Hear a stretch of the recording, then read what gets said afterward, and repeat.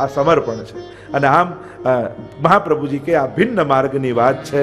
તો ગ્રંથોની તો ચર્ચા ઘણી છે અને મને એમ થયું કે આજે મારે નવરત્ન પણ લેવું હતું, પણ થોડો સમય એમાં અધિક જતો રહ્યો. ઘણીવાર ઘડિયાળ જોઈએ ત્યારે ખબર પડ્યો 6:15 થઈ ગયા, પણ સમયનો પણ આદર આપણે રાખીએ. સિદ્ધાંત મુક્તાવલી નામના ગ્રંથમાં સિદ્ધાંતોના મોતીઓની માળા બનાવી મહાપ્રભુજી આપણી આગળ મૂકી. આ એક એક સિદ્ધાંતો મોતી જેવા છે અને કિનારે ઉભેલાને મોતી ન મળે. એ તો માહી પડ્યા તે માસુક માણે દેખનારા દાજે જોને, અને તીરે ઉભા જુએ તમાસો તે કોડી ન પામે જોને. એ તો જે અંદર કૂદ્યા હોય એ મોતીને પામીને આવે. બાલબોધ ભણીને જ્યારે ભક્તિના માર્ગમાં આપણે કૂદ્યા આ પુષ્ટિ ભાવના મોતીઓ લેવા માટે, ત્યારે આખી માળા આપણા હાથમાં આવી. ગઈકાલે આપણે એમાં પ્રવેશ કર્યો હતો આ સિદ્ધાંત મુક્તાવલીમાં, અને મહાપ્રભુજીની સનાતન સર્વ પુષ્ટિ માર્ગીઓને જે આજ્ઞા કરી, કૃષ્ણ સેવા સદા કાર્યા માનસી સા પરામતા. કૃષ્ણની સેવા કરો. અને પુષ્ટિ માર્ગનો સાચો પ્રચાર કોઈ બેનરો ને હોર્ડિંગોથી નહીં થાય, પણ જ્યારે ઘરે ઘરે ઠાકોરજી બિરાજતા થઈ જશે ત્યારે સાચા અર્થમાં પુષ્ટિ માર્ગનો પ્રચાર થશે. ઘરે ઘરે ભગવત સેવા જ્યારે થવા લાગશે અને ઘરનો દરેક વૈષ્ણવ ભગવત સેવામાં યત્કિંચિત જે કંઈ પણ સેવામાં જોડાઈ શકે, પોતે સેવા કરી શકે, સેવા કરનારાઓને સહાયક થઈ શકે, પોતે અનુકૂળતાઓ કરી આપે, આ બધા સેવાના અંગ છે. ગઈકાલે જ મેં કહ્યું તેમ સેવા એ કોઈ પ્રવૃત્તિનું, એક્ટિવિટીનું નામ નથી. સેવા એ વૈષ્ણવની વૃત્તિનું નામ છે. જેની આંખો સદા સેવાને શોધે એ વૈષ્ણવ છે. વૈષ્ણવ જ્યાં પણ હોય, હરિ ગુરુ કે વૈષ્ણવ જેની પણ સેવા મળે અને સેવામાં લાગી જાય એ વૈષ્ણવ. અને એટલા માટે ગઈકાલે એ ચર્ચા કરી કે મોટી સેવા નહીં શોધવી, પણ સેવાને એ રીતે કરવી કે એનું સ્વરૂપ મોટું થઈ જાય. મહાપ્રભુજીની આજ્ઞા. અને એટલા માટે જ્યારે મહાપ્રભુજી જગન્નાથપુરી પધાર્યા અને ત્યાં એક બહુ જ મોટો શાસ્ત્રાર્થ ચાલી રહ્યો હતો. બેઠક ચરિત્ર મહાપ્રભુજીના જીવન ચરિત્રમાં પ્રસંગો આવે છે અને જગન્નાથપુરીમાં એ શાસ્ત્રાર્થ ચાલી રહ્યો હતો કે સૌથી મોટો દેવ કોણ, સૌથી મોટું કર્મ કયું, સૌથી મોટું મંત્ર કયું ને સૌથી મોટો ગ્રંથ કયો. અને મહાપ્રભુજી ત્યાં પધાર્યા અને કહ્યું સભામાં કે હું કદાચ ઉત્તર આપીશ તો તમને કદાચ એ વાત સ્વીકૃત નહીં કરો. આવો આપણે જગન્નાથજીને જ પૂછીએ, પ્રભુ જેનો ઉત્તર આપે. અને કાગળ અને કલમ જગન્નાથ પ્રભુની આગળ રાખવામાં આવ્યું. મંદિરના કપાટ બંધ કરવામાં આવ્યા અને જ્યાં બીજા દિવસે દ્વાર ખોલ્યું તો એ કાગળ ઉપર સ્વયં જગન્નાથ ભગવાને આ એક શ્લોક લખ્યો હતો. એકમ શાસ્ત્ર દેવ કી પુત્ર ગીતમ એકમ દેવો દેવકી પુત્ર એવ મંત્રોપેકસ્તસ્ય નામાની યાની કર્માપેકમ તસ્ય દેવસ્ય સેવા. શ્રેષ્ઠ કોઈ દેવ હોય, પૂર્ણ પુરુષોત્તમ શ્રી કૃષ્ણ છે. કોઈ મંત્ર હોય તો એનું નામ છે. અને એમ કહેતા કહ્યું કે સૌથી શ્રેષ્ઠ કોઈ કર્મ હોય તો એ ઠાકોરજીની સેવા છે. અને એટલા માટે જ આપણે ત્યાં અન્ય યજ્ઞો કરતા પણ શ્રેષ્ઠતમ યજ્ઞ ભગવત સેવાને કહ્યું છે. આપણે ત્યાં તો પ્રસંગમાં આવે છે ને કે જ્યારે ગુસાઈજી પાસે એમના લાલજી વિનંતી કરવા માટે આવ્યા કે મારે આવો મોટો યજ્ઞ કરવો છે, ત્યારે ગુસાઈજી આજ્ઞા કરી, બાબા हमारे यहाँ तो ठाकुर जी को आरोगानो यही सबसे बड़ो यज्ञ है. આ યજ્ઞ છે ને, યજ્ઞમાં કાષ્ટ હોય, અગ્નિ હોય, મંત્ર હોય. કાષ્ટ તમારા ગળામાં કંઠી છે. મંત્ર આપણે ત્યાં કોણ તો કે અષ્ટ સખાની વાણી, અષ્ટ છાપ હે હમારે વેદ. અષ્ટ સખાની વાણી એ જ આપણા વેદ મંત્રો છે. અને આપણે ત્યાં અગ્નિ કોણ તો કે અગ્નિરૂપ શ્રી વલ્લભની કાની છે. અને જ્યારે આ સામગ્રી ઠાકોરજીને સમર્પિત કરો તો હે વૈષ્ણવ, આ રોજ તમારો યજ્ઞ થાય છે. અને હું તો ઘણી વાર એમ કહું કે લોકો દૂર દૂર રહેલા, આકાશમાં રહેલા ગ્રહોની શાંતિ કરાવે, પણ જે રોજ ઠાકોરજીને કટોરી મિશ્રી ભોગ ધરે ને, તો ભાગવતજીમાં કથા નથી આવતી કે ઠાકોરજીએ મુખ ખોલ્યું તો બધા ગ્રહ નક્ષત્રો બ્રહ્માંડ બધું જ પ્રભુના મુખારવિંદમાં દેખાયું યશોદાજીને. મૃતિકા ભક્ષણ લીલા આપણે સાંભળીએ છીએ. તો આકાશમાં રહેલા દૂર દૂર ગ્રહોની શાંતિ આપણે જુદી જુદી રીતે કરીએ, પણ જે રોજ ઠાકોરજીને મિશ્રી આરોગ આવે ને એને 9 ગ્રહોની શાંતિ રોજ થઈ જાય. પ્રભુના મુખમાં જ બિરાજે છે બધા. આપણે ભાગવતજીમાં કથા સાંભળીએ છીએ. અને એટલા માટે સેવા એ સૌથી મોટું કર્મ છે. કર્મ કરો તું કાય. વૃત્રાસુરે પણ એ જ વાત કરી, ચતુશ્લોકી વૃત્રાસુર. શ્રેષ્ઠતમ કર્મ એ ભગવત સેવા છે. અને એટલા માટે હે વૈષ્ણવો, દરેકના ઘરમાં ઠાકોરજી બિરાજવા જોઈએ. દરેકને ત્યાં ભગવત સ્વરૂપ બિરાજે. તમને જે સ્વરૂપમાં આસક્તિ હોય પધરાવીને લાવો. જો ઘણીવાર પુષ્ટાવાની ઉતાવળ હોય ને પછી જે આત્મ સ્વરૂપ આવે પુષ્ટાવી લાવે, અને પછી બીજા કોઈને ઠાકોરજી જુએ ને તો એમ થાય, ઓ પેલાના તો લાલન કેવા મોટા છે, મારા તો સાવ નાના. અરે મારે તો ચિત્રજી બિરાજે છે, ત્યાં તો સ્વરૂપ બિરાજે છે. અને એટલા માટે પુષ્ટાવાના હોય ને ત્યારે બહુ ઉતાવળ નહીં કરવી. જો આ તો પરણવા જેવું છે, તમે જ્યારે નક્કી કરવા જાઓ ત્યારે બધી રીતે જોઈ લેવું.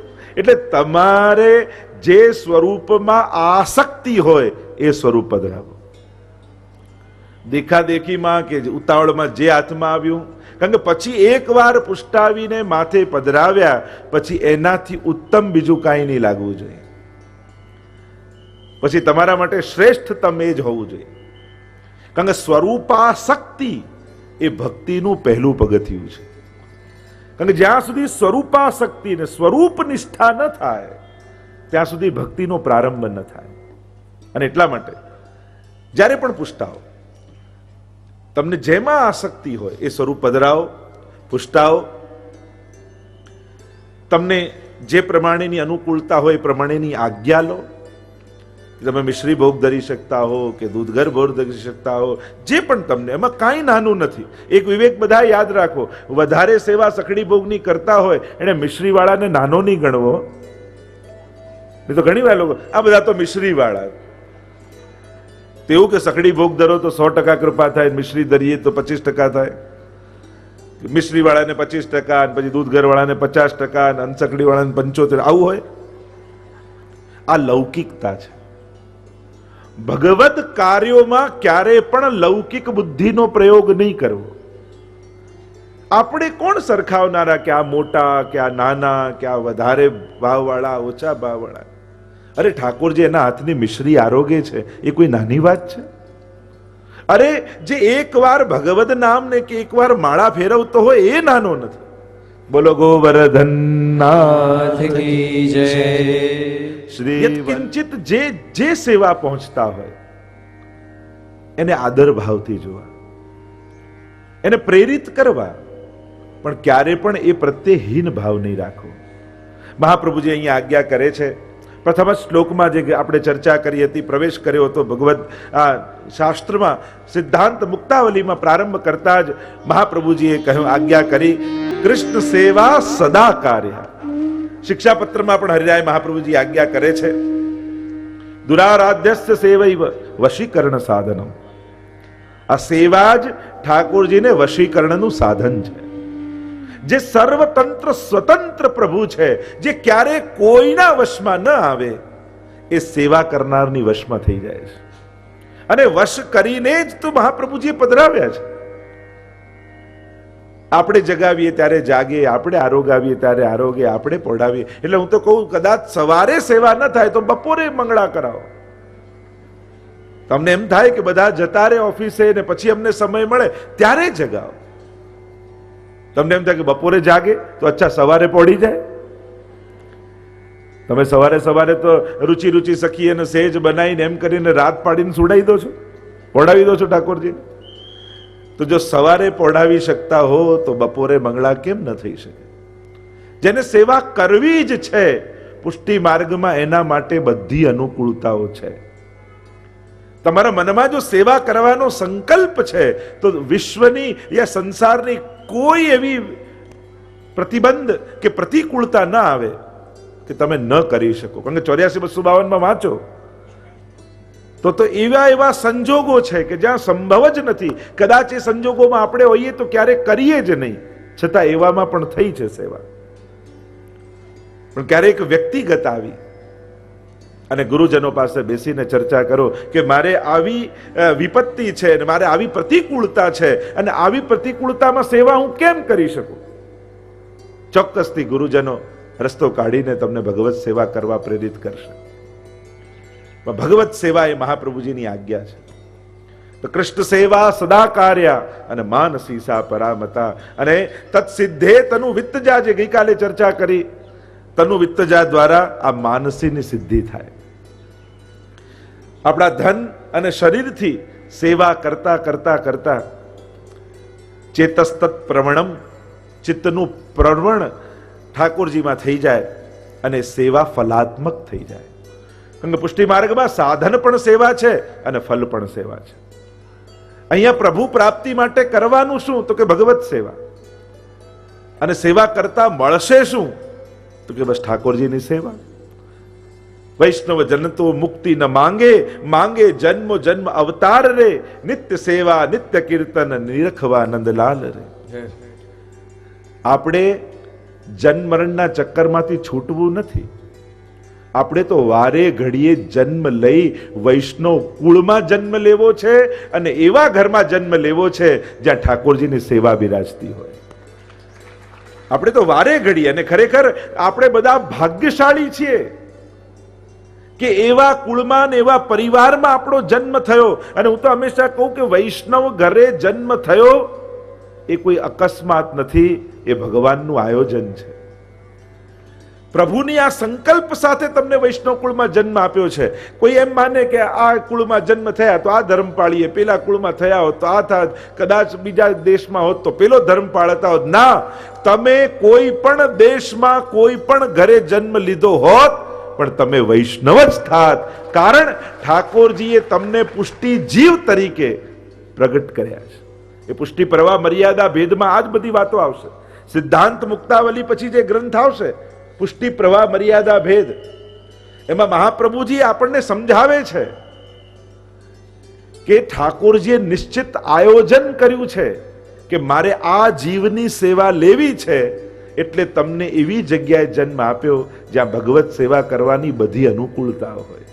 કેવા ભાગ્યશાળી આપણે છીએ. કારણ કે જ્યારે આપણે જન્મ લીધો અને 1.5 મહિનાના થયા તો આપણને ખોળામાં લઈને સૌથી પહેલા વલ્લભકુલ પાસે લઈ ગયા અને આપણા કાનમાં પહેલા શબ્દો શ્રી કૃષ્ણ શરણમ મમ પડ્યા છે.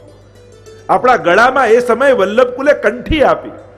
આપણે અન્ન ખાવાની શરૂઆત કરી ત્યારે અન્નપ્રાશન કરવાનો વારો આવ્યો ત્યારે આપણને હવેલીમાં લઈ ગયા અને સૌથી પહેલી ઠાકોરજીની ધરેલી સખડી આપણા મોઢામાં મૂકવામાં આવી.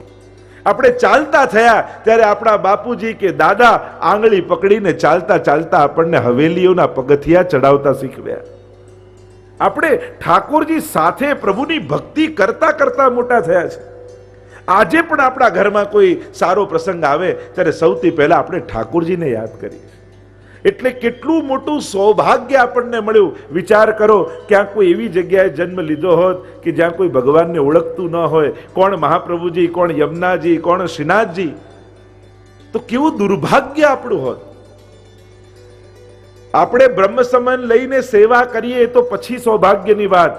સૌથી પહેલું સૌભાગ્ય આપણું એ છે કે વૈષ્ણવ કુળમાં આપણો જન્મ થયો છે. સુચિનામ શ્રીમતામ ગેહે, ગીતાજીમાં ભગવાન કહે કે એવી જગ્યાએ ને હું જન્મ આપું છું એ પુણ્યશાળી આત્માને કે જ્યાં ભક્તિ કરવાની બધી અનુકૂળતા હોય. નાનપણથી આપણને આપણા માતા પિતાએ ટોકી ટોકીને આમ ન બોલાય, તું વૈષ્ણવ છું, જય શ્રી કૃષ્ણ કર, અને સવારે ઉઠતાની સાથે ઘરના બધાને જય શ્રી કૃષ્ણ કરવાના સંસ્કાર આપણને મળ્યા છે. આપણું સૌભાગ્ય છે. કઈ પણ જન્મ દિવસ આદિ સારો પ્રસંગ આવ્યો, માતા પિતાએ સંસ્કાર આપ્યા, સૌથી પહેલા ઠાકોરજીને દંડવત કર, ગુરુજનોને વંદન કર. વિચાર કરો, ક્યાંક એવો માતા પિતા મળ્યા હોત કે કેવલ ક્લબોમાં ને ક્યાંક લૌકિક જગ્યાઓમાં જ ફેરવતા રહેત તો આજે જે ભક્તિ કરી રહ્યા છે એવો આનંદ આપણને મળ્યો હોત.